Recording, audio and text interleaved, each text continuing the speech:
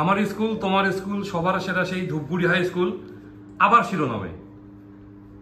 রঙ্গন সেন এবার মাধ্যমিকে 682, 700-তে। আর 4 নাম্বার হলে ও প্রথম 20 জনের মধ্যে থাকতো। বাবা রঞ্জিত সেন শিক্ষক, তাকে সবাই চেনে। মানে রঞ্জিত বলতে আমি একটা কথাই বুঝি যে মানে একটা হার্ডওয়ার্ক ছেলে, সারাদিন টিউশনি করে এবং বাংলা মানে কি বলবো বাংলায় বিশারদ, এবং তার কাছে পড়ে বহু ছেলেই সুনামের সাথে বিভিন্ন জায়গায় কাজ করছে। আজকে রঙ্গনের সাথে রঙ্গন, এই যে তোমার 682 এটা গুড মার্কস, এবং এটা কিভাবে সম্ভব হলো? এটা সাধ্যে পড়া ঠিকঠাক দিতাম এটুকুই খালি। তুমি দিনে কতক্ষণ পড়াশোনা করতে? হিসাব তো রাখিনি আমি, তা মোটামুটি আইডিয়া নেই আমার। না, পড়াশোনাটা করতে কিভাবে?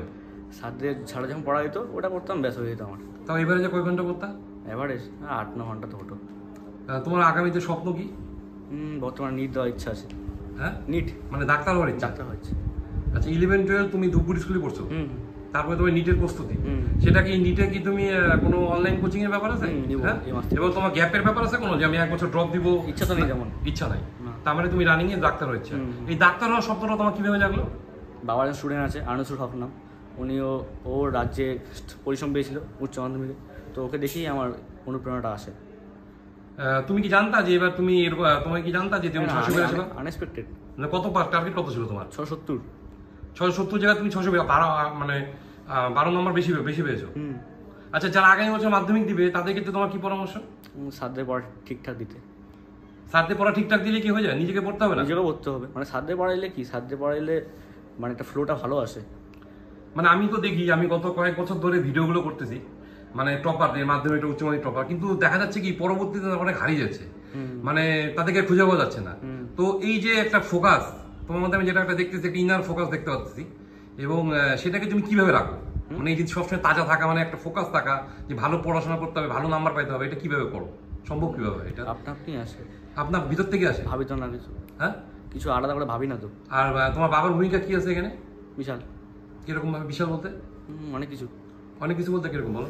বা আমার ভূমিকাটা বলো। ডিসক্রাইব করা যাবে না, ওটা তো বললে অনেক কিছু বলা যাবে। বা আমার বিরাট ভূমিকা। কোন যেসব টিচাররা তোমাকে সবসময় বলছে তুমি পারবা, সেটা তাদের মধ্যে হ্যাঁ, পাপ্পু স্যার ফিজিক্স পড়াতেন আমাকে, সঞ্জয় স্যার, তারপর বাবা তো পড়াতেন বাংলা আমাকে, ইংলিশ অপু স্যার পড়াতেন, আর আমাকে অঙ্ক করাতেন দিলীপ স্যার আর দীপাস দা।